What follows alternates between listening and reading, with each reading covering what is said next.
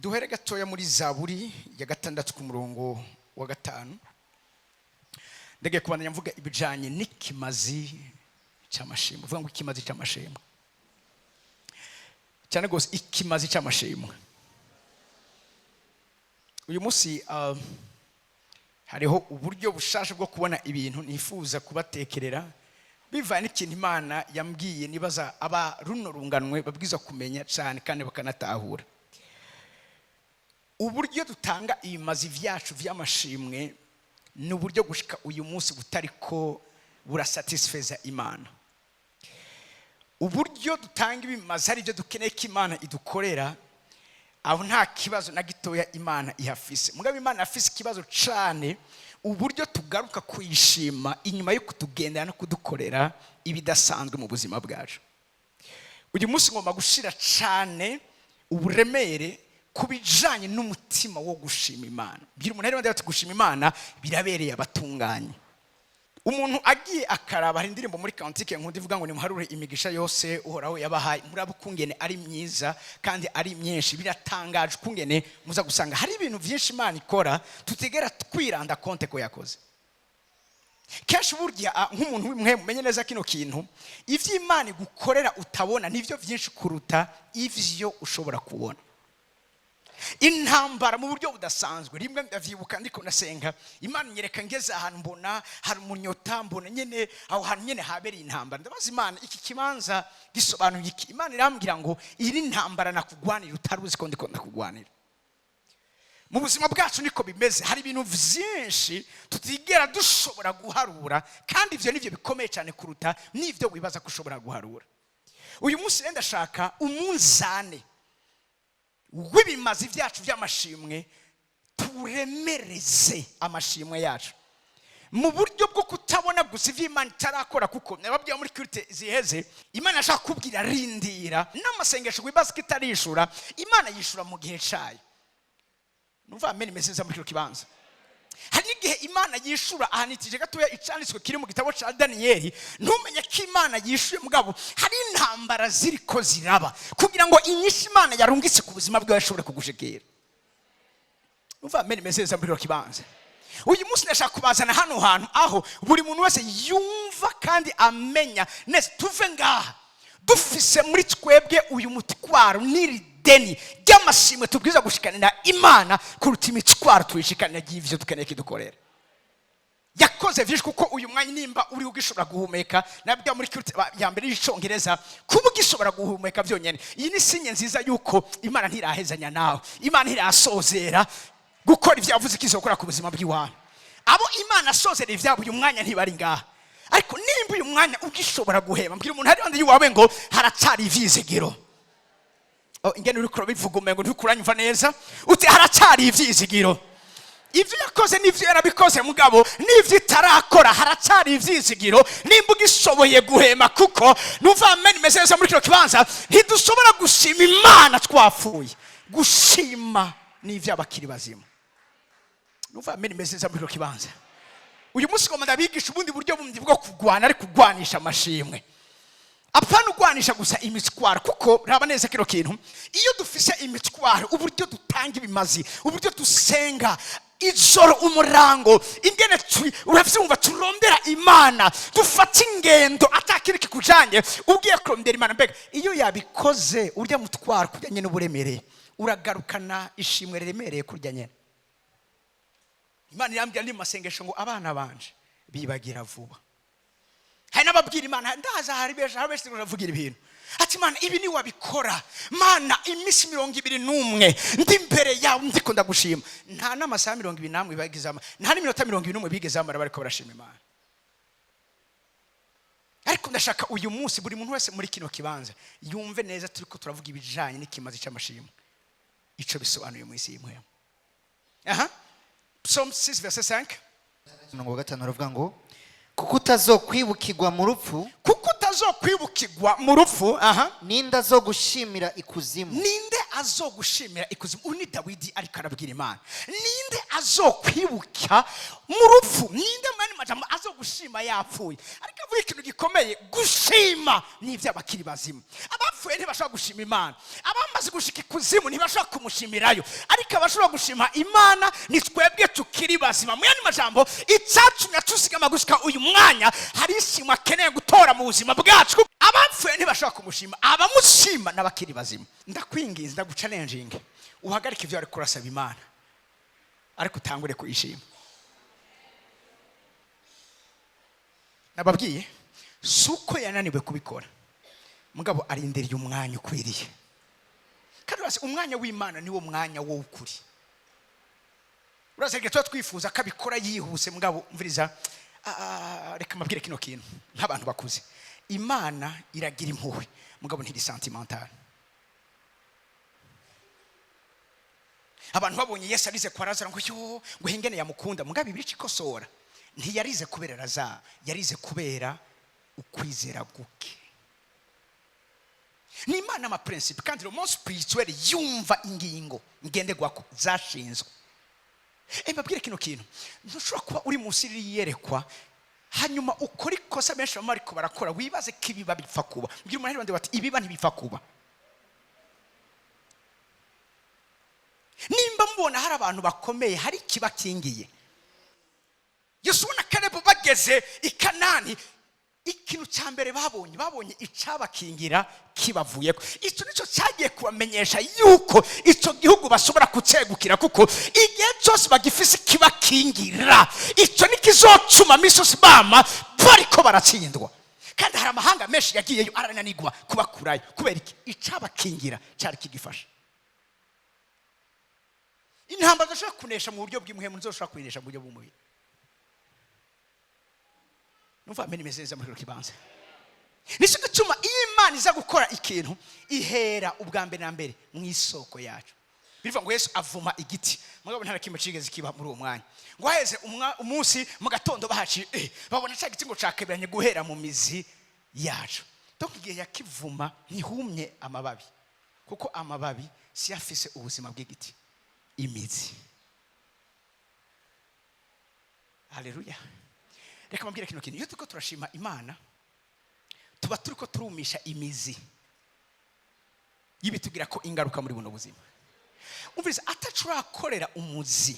Cyo bivuga ngo iyo igiti giciwe ntibavuze ngo kiranduwe. Iyo igiti giciwe abakiri ivyizigiro. Igiti kigira ivyizigiro caciwe. Mugabe igiti nta vyizigiro kigira caranduwe.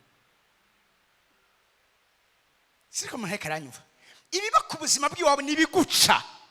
Mugabo sibikuranda urinze uranduka umenye neza ku buzima bwawe buraheze, nta n'impamvu yawe gusubira kubaho kuko azoba ari amayobera gusa. Ishutse bivuga ngo ihabakira ivyizigiro igiti giciwe ko kizokongera gusubira kunaga nicuma amama y'imvura. Nico sonyene gikeneye kubera ko aho kiri ubuzima buracahari, mugabo caranduwe nta vyizigiro biba bigihari. Amashimwe ibimazi byacu by'amashimwe birandura ibiti vyose bitatewe n'Imana mu buzima bwacu. Yesu avuga ikintu gikomeye ngo igiti cyose kitatewe n'Uhoraho ntavuga ngo kizocibwa, kizogira iki, kizoranduka. Bivuga mu yandi majambo Imana ifite programa apana kwicira ibiti bitatewe n'Uhoraho kurandura, kuko ikiranduwe nta vyizigiro kiba kigisigaye ko kizoshobora kandi kubaho. Umva ameni mezeza muri kibanza. Haleluya. Psalm 92 hera ku murongo wa mbere. Ni vyiza gushima Uhoraho no kuririmbira izina ryawe ishimwe usumba byose. It is good to give thanks to the Lord, to sing praises to the Most High.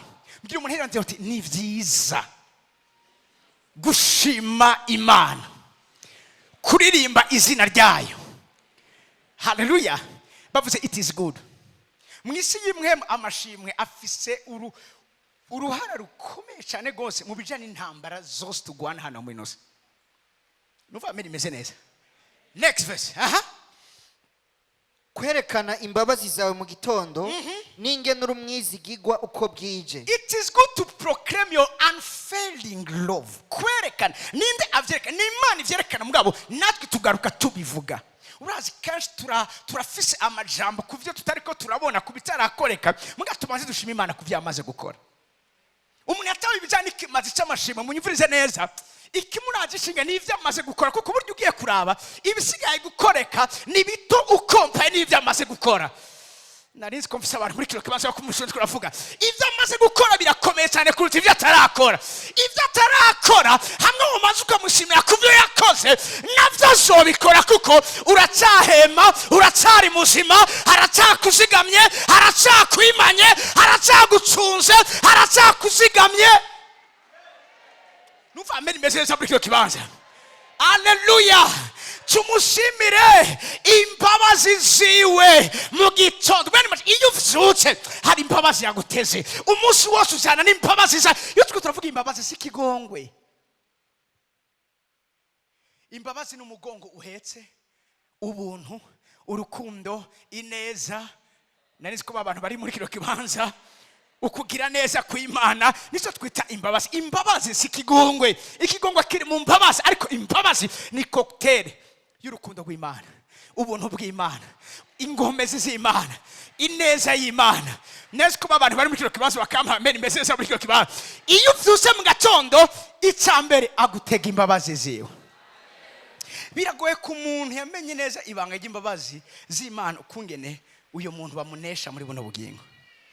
Imbabazi nikigwanishwa dufise. Imbabazi nizo zituma nubwo bakurenganije urenganurwa. Nta mwanya afise nari kwabwira umwami yitwa Yohakimu.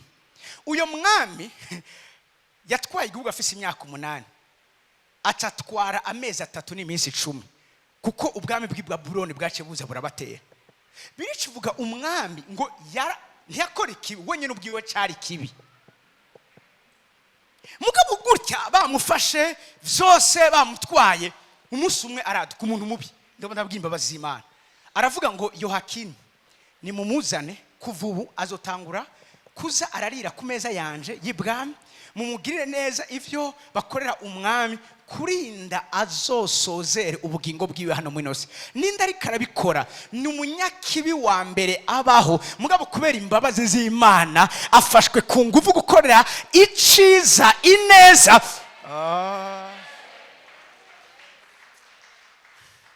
Vuga ngo imbabazi z'Imana. Vuga ngo imbabazi z'Imana. Imbabazi z'Imana zo zitume n'umwanya turiko turashima Imana. Imbabazi z'Imana zirakujustifia ahantu utari kuba justifie. Ziragusigariza kanzo bugaye.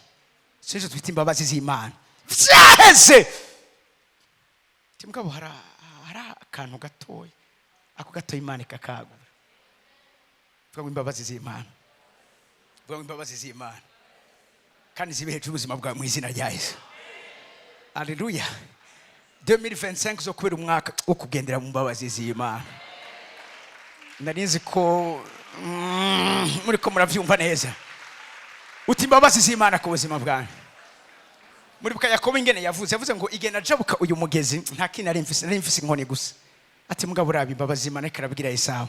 Imbabazi z'Imana zamuhaye kugwira, agira umuryango ku buryo na Esawu yageze ahantu yaramufitiye bati ninamufata nzo umwica. Mugabo amubonye atangazwa n'imbabazi ivyo zakorewe ubuzima bwa Yakobo. Aravuga ati abo ndiko ndabona ni bande, atabana abagore banje, atabana abo ndiko ndabona ni bande, atabana abana banje, ivyo navyo ndiko ndabona aya namasho yanje. Ati sa imbabazi z'Imana yakorera kera imyaka 14, mugabo imbabazi z'Imana zimushumbusha ivyo ari kuba afise ico gihe cyose bari kuba exploit ubuzima. Vuga ngo imbabazi z'Imana. Nta kintu ukeneye umuntu amaze kubitahura, umviriza akeneye imbabazi z'Imana kuruta ikindi kintu cyose. Hallelujah. Imbabazi z'Imana. Avuze ngo it is good to proclaim the unfailing love in the morning, your faithfulness in the evening. Next verse. Tuvugira inanga y'imirya 10 n'ikembe, tukomanza inanga. Ko we uhoraho wanejereje kubw'igikorwa cyawe wakoze. Uhoraho waranejereje kubw'igikorwa cyawe wagize iki? Ntamvuze uzokora. Abantu batanga ikimazi cyabo cy'amashimwe n'abantu bafise kwibuka no kumenya neza igikorwa Imana yakoze. Mbwira umuntu ndi wati nubwo utabibona hari icyo yakoze. Muri ko murumva imbabazi z'Imana zikora. Wanejereje kubw'igikorwa cyawe wagize iki? Wakoze. Yarabikoze. Hari icyo yakoze ko bikoze yarabikoze. Nubwo uri kubona ivyo nyene bimeze gutyo, burya ivyo bihari kubera ko ari icyo yakoze. Wifokalize ku byo yakoze ngo waraneje urahaguhe kunezerwa kandi navuze uhoraho akuhe kunezerwa kandi numva amen imeze muri ko kibanza ngo mu kanwa k'umugororotsi haseserezwa impundu. Uhoraho waranejereje. You thrill me, Lord, with all you have done for me. I sing for joy because of what you have done. Nzovugishwa impundu n'ibikogwa vy'intoke zawe. Byose nababwiye mugire liste yavyo. Ushimira Imana kuri kimwe na kimwe. Harage navuga ngo urumva ngo je ntangwe gusenga ngo amasengesho ngo acahera ngo je sinamenyene ngo gusenga umwanya munini iya. Urazi gituma utamenya gusenga umwanya munini iya niko rutigira narukonesa vyinshi binini yakoze ku buzima bw'iwawe. Genda wandike kimwe nawe ukimara ko imisegonda 33 uzosanga basenze n'imiburi 30. Ugenda ntanye na kimusimba kimwe ugenda urashima Imana. Satani aduhumisha akatwereka ibitarakogwa akatwibakiza ivyakozwe. Avuze ngo waranejereje. Sinage kumunezereza. Waranejereje. Hamwe n'ivyo wagize iki n'ibikogwa wakoze. Next verse.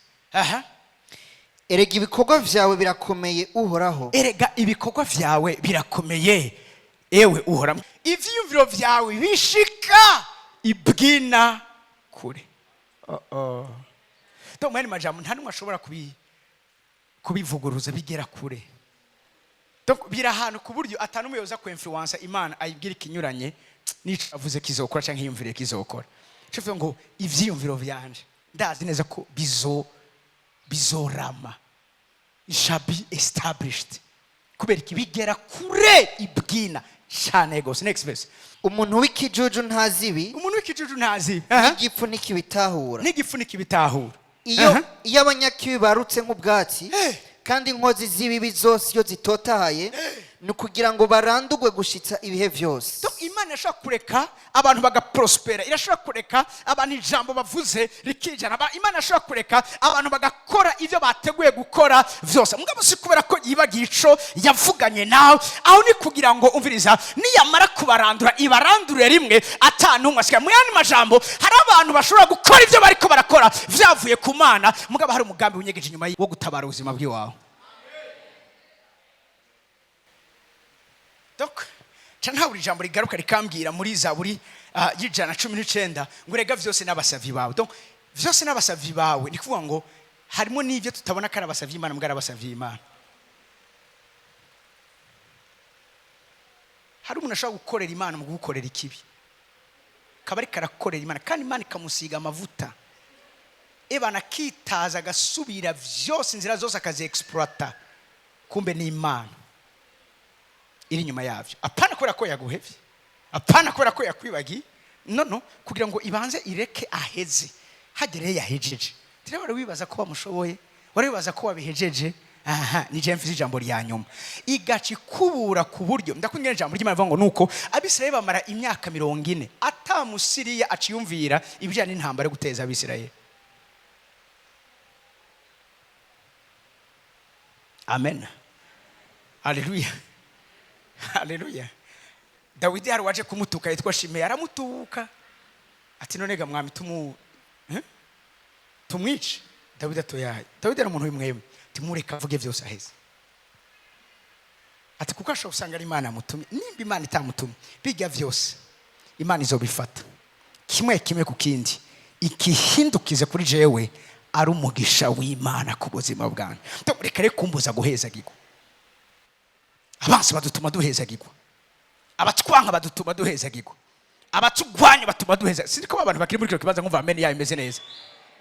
Nisho gituma Yosefu nakimegeze yifuriza bene se.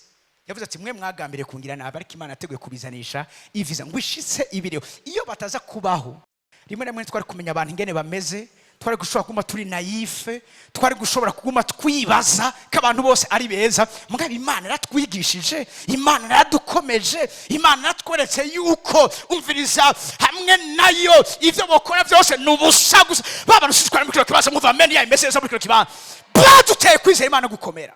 Ibihe twabivuze muri from suffering to suffering. Ibihe bibi bihagurutsa abahizi. Umuhizi ntaboneka mu bihe by'amahoro. Umuhizi aboneka mu bihe by'intambara. Ni mu gihe cy'intambara Imana izobona si réellement uri uko ibandanye kwizigira no mu bindi bikomeye biri imbere. abana babona ibintu tugaca bahunga toya bari bafite umuntu acarimo muri buka Eleyazari. Ijambo ry'Imana rivuga ngo nuko Abisirayeli bose basubira inyuma bamutana urugamba ngo ariko ukuboko kwe kumira ku nkota guteba kugwa ikinyanya yica abantu 800 ari wenyene ngo Abisirayeli ngo bagaruka baje gukoba imivyimba yahejeje baca baraza. Hari abantu baza wahejeje, baza kuri anniversaire, baza ku minsi mikuru, ugacubona baraje ngo ngo twara gusengera ngo ngo haje utambona urazi retraite nari ndimo ku bwawe. Haleluya. Mbariza umuntu ari ruhande yiwawe uti uruwo kuguma wizigiwe n'Imana no muri ivyo bihe. Mumbarize gatoya.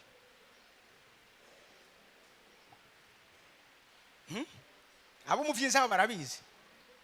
Umuriro ni uhishura ico inzahabu iri. Umuriro nturi designé kugira iki guturira inzahabu. Umuriro uruwo guturira ibindi vyose biza kwifatikanya n'inzahabu atari inzahabu. Imbere yuko Imana igukoresha ibikomeye ibindi avyigisha mu gikorwa c'Imana, imbere yuko Imana igukoresha ibikomeye izobanza kugukoramo igikorwa gikomeye wewe nyene ubwawe.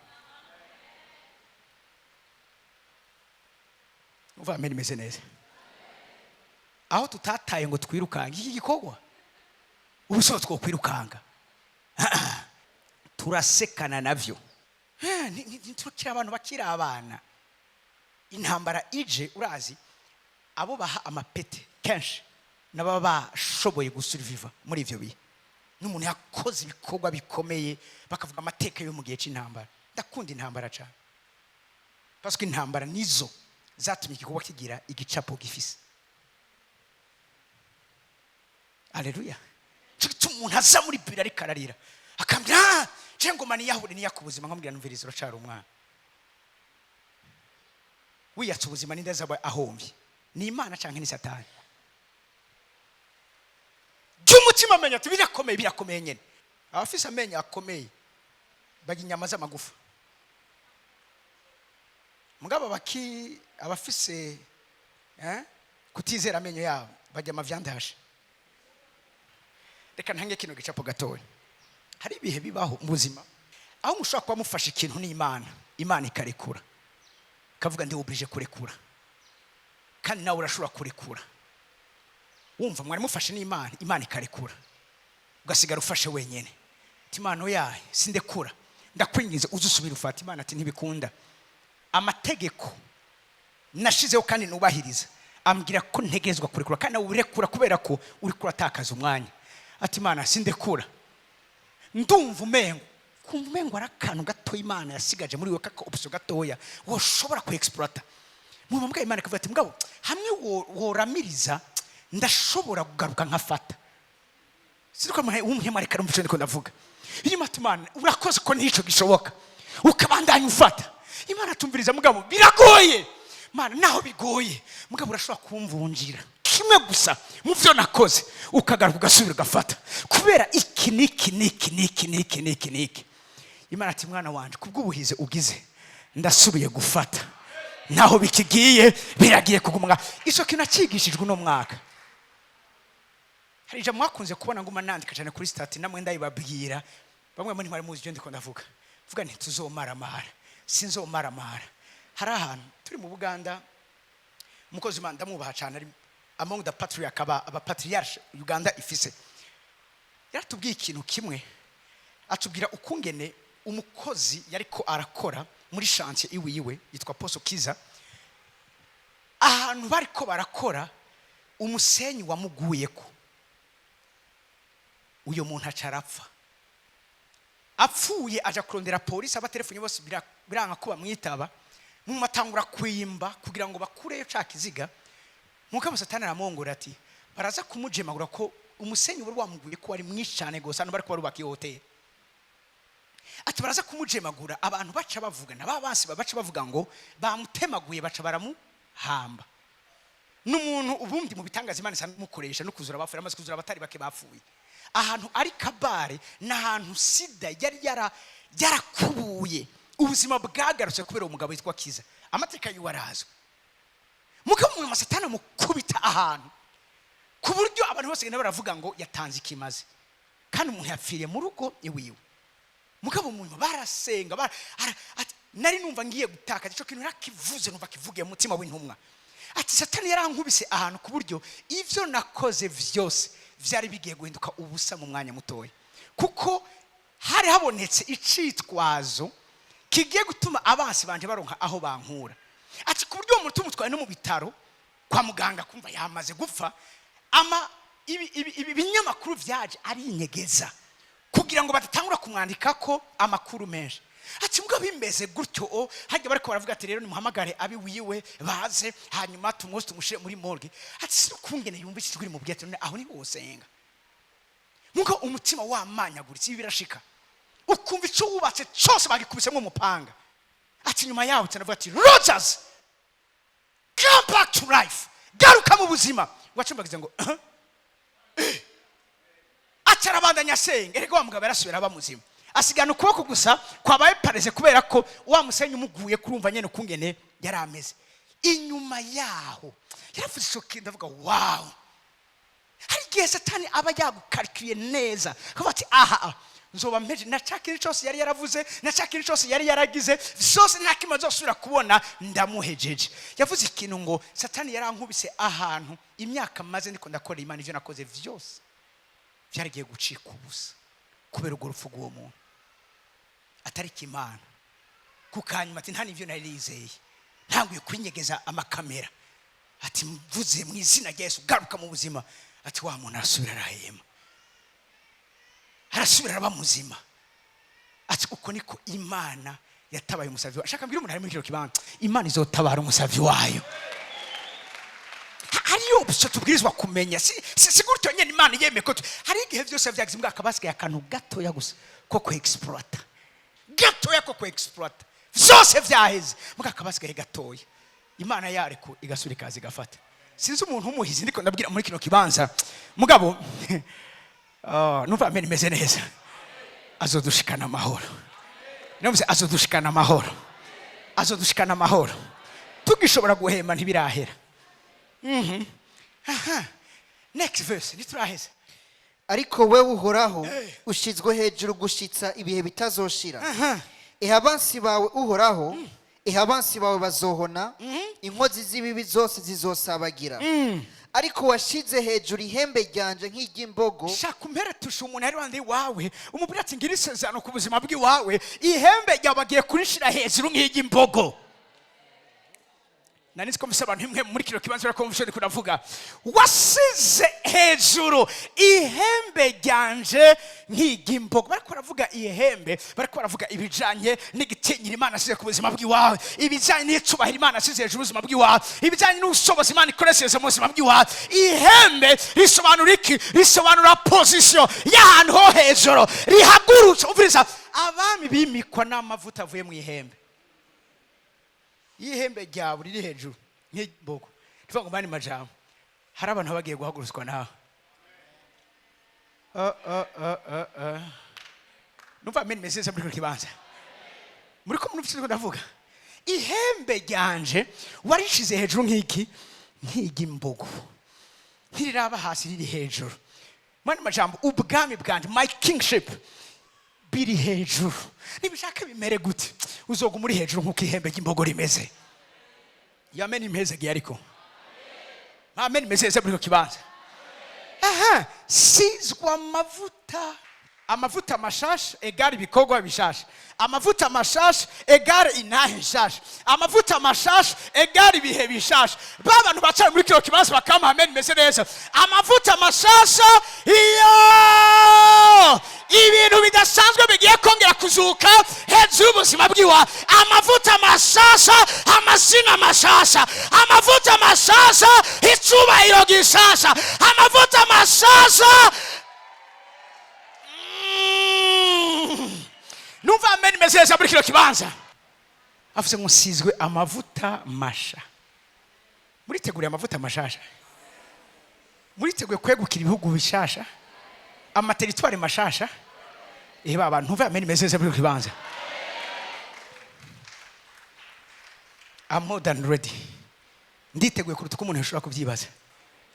numva ameni meseze muri kibanza numva ameni meseze muri kibanza ndi masengesho Imana irambwira ngo hariho ikirere byari byaranze kumena mu yindi myaka ati mugabo kubgaya masengesho wakoze habonetse inzira babantu bashaka kumenaje muri kino kibanza sizwa amavuta masha.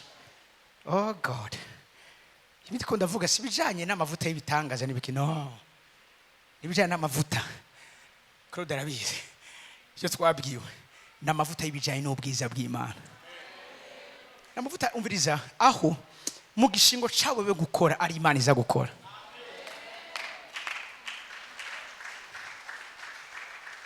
Nababwiye kare 2018 nari muri Gabon, hari umupapa yanyakiriye n'umupatriarche mu vieil wikanguro byabaye muri Gabon les années 85. Anshingira nta kungene umwana we yavura yavyutsa vyuka n'abandi bana baje gukora ikibazo ca leta bavyuka kare baje gukora ico kibazo wa mwana arabakurikiye ntibamenya ko yabakurikiye aho aba nahi kaburimbo iri hari birometero 10 munyuma umwana baramubura bagomba gutangura gutangaza yumva mpemera mugeti genda usenge atanguye gusenga ako kanya bacabona umumama avuye nirpa arajazanye wa mwana yavura haramubwira ati uyu mwana mutoye ku ikaburimbo ati umwana suwi wanyu atego twako turamurondera acara muba wa mama acaragenda mugabo urana hari ibintu Imana ikora ubwe mu kamengo bwagiye bakiri ko bariyumvira uyu mumama sumubanyi wacu yamenye umwana yavura yamenye ko umwana ari wonga hagute bakiri ko bariyumvira bagiye kuraba basanga wa mama ari karagenda arazimangana mu nyuma mwemera abwira wa papa ati ibi nivyo igicaniro gikora ati kubwo igicaniro wanyubakiye ati ujya mama wabonye sumu mama no mu marayika nakurungikiye kugira ngo atabara umwana wawe bari gushaka kumutora uwo mwana muri Gabo hari uburozi bwo kurundi rugeze rundi umwana bakamutanga nk'ikimazi mugabe baze kuri 10 km umwana niyo yaragize umuntu aramuterura aramuzana yamenye gute ko umwana ari wawo ha igicaniro hari abamarayika bameze nk'abantu hari umuntu azoza agakurikirana dosiye yiwawe muga mu murondera ngo umushimire ukabura iyo yaciye kubera iki si umuntu n'umumarayika Imana yakurungikiye yambaye umubiri bw'umuntu kugira ngo yitwararike. Narinzi ko mfise abantu ndiko ndavugishwa ivyabo muri kino kibanza. Umuntu atari umuntu yazanye dosiye yiwawe ndazi umwana nigeze gusengera nga arambwira ati no je bantefuye ngo je gukora akazi barambwira ngo dosiye yawe twasanze ari sawa atawantu nta dosiye je nahatwaye mugabo aho hantu bamubwiye ngo dosiye iwe bayibonye bigenda gutse abantu bige dosiye utigeze udepoza munyuma turiko turavugana ubwenge buragaruka toya dosiye yawe mareka barayikoze barayitwara ivyo navyo bibaho barayikurikirana injira mu mugisi Imana ategurizo. Mbabwira ikintu kimwe 2025 ni umwaka ugiye kwamwe ibikorwa byinshi biri surnaturel umwaka ugiye kwa ibikorwa biteye ubwoba by'ibitangaza bisiga ubwenge bw'umwana w'umuntu birenze uko umwana umuntu ashobora kwibaza no gutahura hejuru bwa numva ameni ya muri kino kibanza uhure n'abamarayika bameze nk'abantu bambaye amapantaro nk'ay'abana b'abantu bambaye amakanzu nk'ay'abana b'abantu kumbe n'ingabizuru zarungise kugira ngo bazi bakemura iby'iwawe bazi gukemura iby'iwawe nta kindi baba bakeneye baca bagenda. Ndabasarije gatoya irukanga byakozwe n'intumwa ijana 12 cyane ubumengo nta kuntu ngire gute ndayibabwira ima gatoya duze shika brosa tatesh mwitegure kuko iyi niyo rendezvous dufise. Imana ikiraduha avangwe Imana ikiraduha umviriza ivyambere imbere ko twinjira muri nyezina Imana ateguye hejuru ubuzima bwacu. Bamaze gufata Petero shika profasi hata kosha nyarukiriza gato ya general kumuse Herode bwaca amubashikiriza muri iryo joro Petero yarasinziriye hagati y'abasoda babiri aboheshejwe iminyororo ibiri abateramyi bari ku rugi barinda inzu nyibone ni mumvino garde yari ihari ni mumvigene no muntu yararinzwe ni mumvigene uno muntu bari bagerageza kubarikada uko bashoboye kose iyo umumarika wawe Imana yamurungitse kugira kwinjiza mu bihe bya biri prophétique iyi garde ntatisubira kumara iyi garde ntatisubira gukora ibyo bakora bipfiva gusa ibyo bakora ntatisubira kumara. nyarukiriza Gerard, nyarukiriza gatoya. maze umumarayika w'umwami Imana Umumarayika w'umwami Imana amuhagarara iruhande. umuco ubonesha mu nzu, Umuco ubonesha mu nzu. akoma Petero mu mbavu, Akoma Petero. Umviriza, ubundi abamarayika n'imiyaga umuntu yasuye kumukorako. Uyu muntu yari yambaye umubiri w'umuntu. Uyu muntu yari yambaye umubiri w'umuntu. Numva amen message muri kino kibanza. Hari abamarayika Imana ikoresha bambaye imibiri y'abantu. Hari abamarayika Imana ikoresha bafise gukora nk'uko abantu bakora. Amukoma mu mbavu. Nyarukiriza aramukangura ati vyuka n'ingoga. Byo umuntu ari bande bati vyuka n'ingoga. Ikibanza urimo si cyo wagenewe. Vyuka n'ingoga. Mugenda ahandi hantu aho uri cyo wagenewe. Vyuka n'ingoga. Hari ahandi agomba kujane. Vyuka n'ingoga. Numva amen message muri kino kibanza. Quick, get up. And the chain fell off his wrist. Komeza. Iminyororo imuva ku maboko irakoroka. Umumarayika aramubarira ati kenyera wambara inkweto zawe. Abamarayika baravuga, abamarayika barabona, abamarayika barakora. Abamarayika barakora. Aramubwira ngo vyuka, kenyera, haleluya, wambara inkweto zawe. Abigenza atyo. Kandi aramubarira ati kubire ko umutamana wawe unkurikire. Shira ko umutamana wawe unkurikire. Arasohoka aramukurikira. Yamara ntiyamenya ivyo umumarayika akoze ko ari ivy'ukuri. Umviriza, ntiyamenya ko ivyo umumarayika akoze ari ivy'ukuri. Hari abantu vy'Imana igiye kubakorera bagiye kwibaza ko ari ukuri canke bariko bararota. Ari vyo canke ari ivyiyumviro vyabo. Ndafise abantu muri kino kibanza bagiye gukora n'abamarayika babo.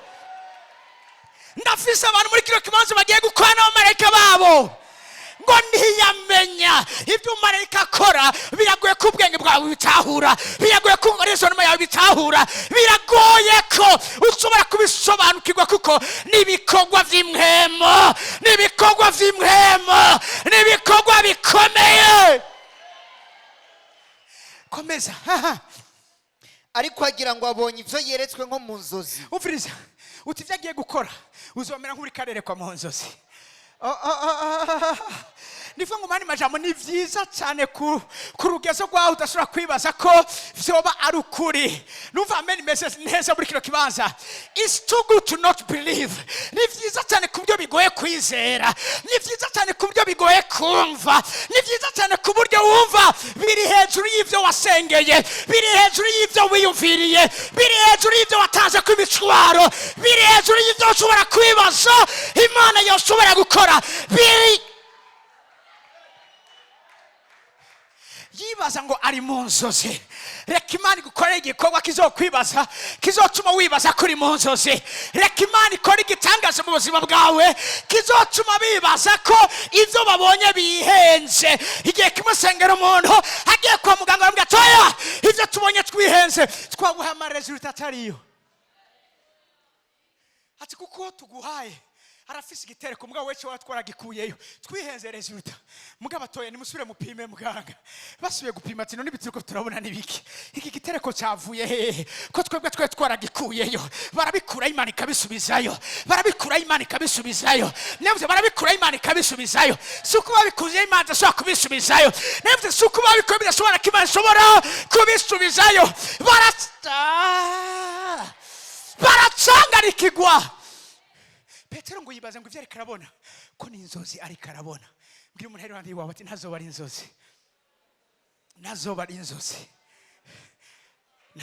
inzozi. Karibu muri 2025 ntazoba ari inzozi.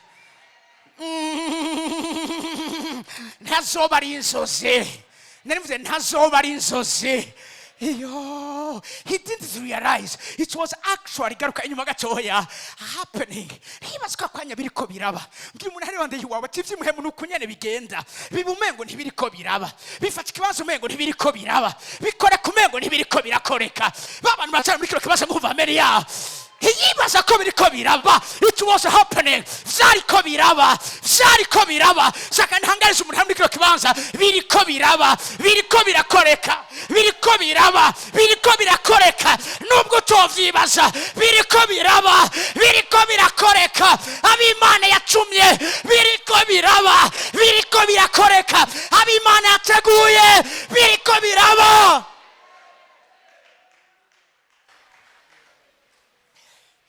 Oh God. Woo. It was actually happening.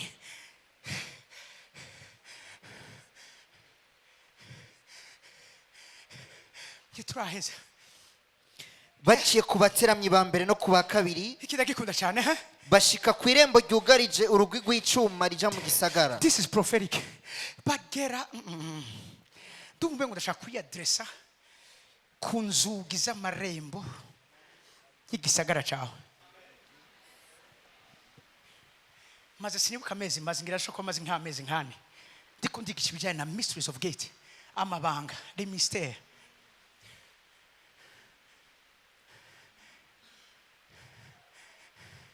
Y'amarembo avuze ngo bashika ku irembo ry'urugi ryugarije urugi rw'icuma rija mu gisagara, ruja mu gisagara,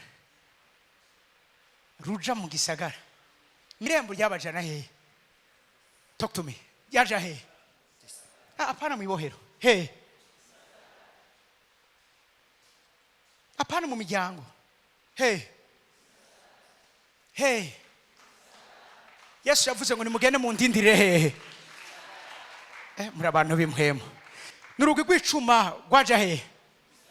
Yesu yavuze ngo tumurindire hehe? Byakwe? Byakwe? Ari mu gisagara.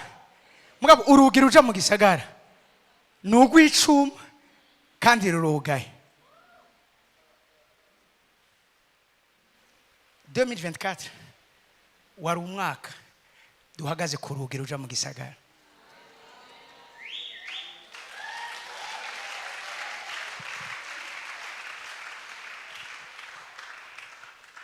Urazi ufise access mu gisagara, ufise access ku gihugu cyose.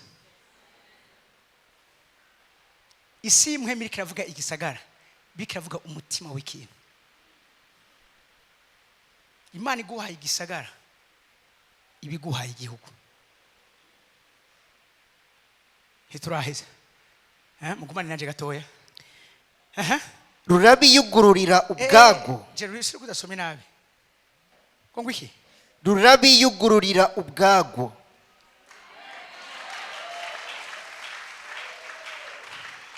I wish I'm talking to somebody. Rugiriki? rurabiyugururira ubwago. Murabe neza kino kintu. Urugi rwiyuguriye bande? Petero n'umumarayika wiyo. Icyo twari dukeneye ni umumarayika. Hari umumarayika agiye kwinjiza. Rurabiyugururira. Nubwo atabindi nosura kuvuga. Iri jambo ryonyene rakwiye. Rurabiyugu gonyene ubwago. Mugari ikintu kimwe ngaha kame migenda kivuze amatunda bari kure. Nubwo ibi biriko biraba, hari abariko barabiteka. Nubwo ibi biriko birakoreka, hari abariko baratuma biba. Negeze kubabwira, Michael Jordan yavuze ngo hari abavyifuza, hari ababigomba, mwana n'abatuma biba. Ishengero birivuga ngo byari korera musengera rikobeje. Ibi ni biko rafa kuba gushe. Nishiko turabwiye nti urazi nukudatahura kwibaza kibiba bifa kuba gutyo nyene. Imisi yose Imana yampaye kugumana. Ico nafashe nuko namenye ubwambe na mbere ibikigize ingene vyagenze nkagumana formule yavyo. Ico formule yacu yanyikanye. Ico kintu ntacho nasubiriye gusubiramo.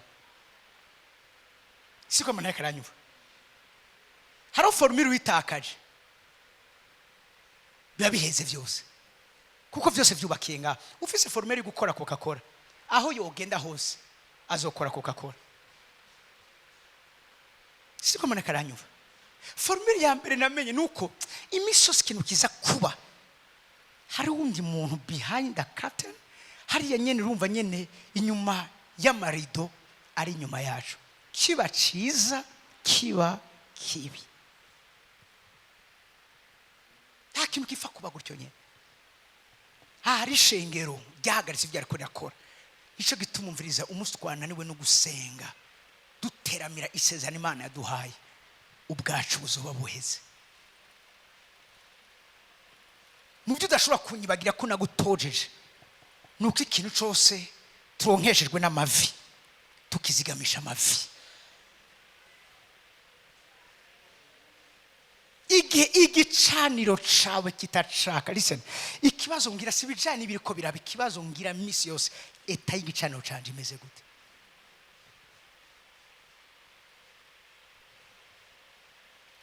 Hari umutima wanjye uterera, cyo gituma urazi birika avuga ngo iyo amatanguro ashenywe mbega haba gisigaye ivyizigiro. Ibi amatanguro bariko baravuga fondation bariko baravuga ni igicaniro. Ugo rugi rurabiyugururira, barenga irembo baca mu nzira imwe, uwo mwanya umumarayika aca musiga hano. Umumarayika aca musiga hano. Abamarayika niko bameze, araza kubw'umwanya yahawe ntusaba kumubona. Ngo dusuye duhure ngo dusangire icyayi ndagushimire, ntusura kumubona. Abamarayika baza ku mwanya kanaka bahereje puf abagiye. Siriko muri ko muranyuva. Icyo ushaka kubabwira ni giki? Nuko ikibazo twari dufise ni irembo rifise access mu gisagara yari igihugaye, n'imbirere ryugurutse, hasigaye iki? Hasigaye ko twinjira.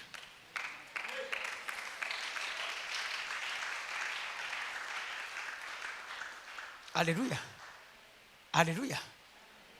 Twinjira tukabona imbabazi z'Imana, ubuntu bw'Imana.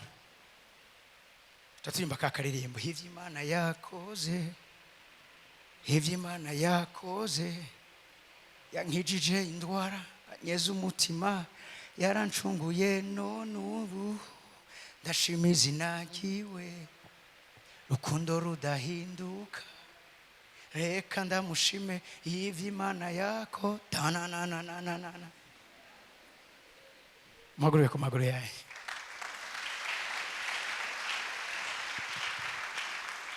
Tako ku maguru yacu. Nariko mvuga nk'umuhanuzi ku buzima bwawe.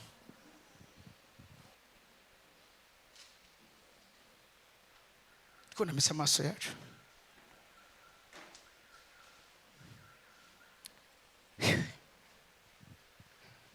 Ndashaka kumva ijwi ryawe umushimire. Biravuga ngo akanwa kanje kazomushimira ibikorwa bikomeye yakoze. Sindiko ndabumva zamura amajwi yanyu. Biravuga ngo abagenda batunganye nta ciza na kimwe bazokwigera bakena. Iyo urugi gugurutse nta ciza na kimwe ushobora gukena. Ivyo yakurindirije kubona urabibona. Zamujwi ryawe, zamujwi ryawe. Umareka wamuteza guhura n'iki gihe nyene, n'iki gihe nyene cyo accessinga aya ushaka Bruce. Turagwaye icubahiro mwizigo Mana yacu, urahambaye umwizigiguha kandi ugira neza. Ivyo ukora birenze gutahura kwacu. Petero yarameze nk'uri kararo ngo ntiyibaza ko ari ivyo kuri biriko biraba. Uno mugabane mwa Imana wa teguriye abasavyi bawe gukora ibintu bisiga iminzerere mu matwi yacu. Ndahezegiye abana bawe Mana bariko barategura kwinjira mu bihe bishasha byo kugira access kw'irembo ry'igisagara, bakinjira mu gisagara. Ndasenze Mareka wabo ahure nabo, urugi rwose rwari imbere yabo biyugurure mu izina rya Yesu Kristo. Mana yanje kwizegwa, ubagendere ubagire neza, ineza yabo n'ubuntu bwawe. Mwizigoma Imana yanje kwizegwa bibane nabo. Ndagushimiye ko mu gisagara n'ibikomeye barindiriye, n'ibidasanzwe barindiriye, n'ibitangaza bakeneye barindiriye, niho agakiza k'imiryango yabo kabarindiriye. Niho mwami Imana yatubwira neza gutembagazwa kw'icitwa agasuzuguro cyose mwami Imana nzwe neza agiye gufatira ikibanza. Ndakwingize mwiziga umwana yaje kwizegwa, ziga mu buzima bwawe, rinda ubuzima bwawe, biyere kubagenderere ineza yawe mwami Imana yaje kwizegwa ibaheke kugeza mu Imana mu byo yateguriye ubuzima bwabo uzobukoze. Izina ryawe rihabwe icubahiro, mu izina rya Yesu tugushima. Amashyi menshi ku mwami w'abantu.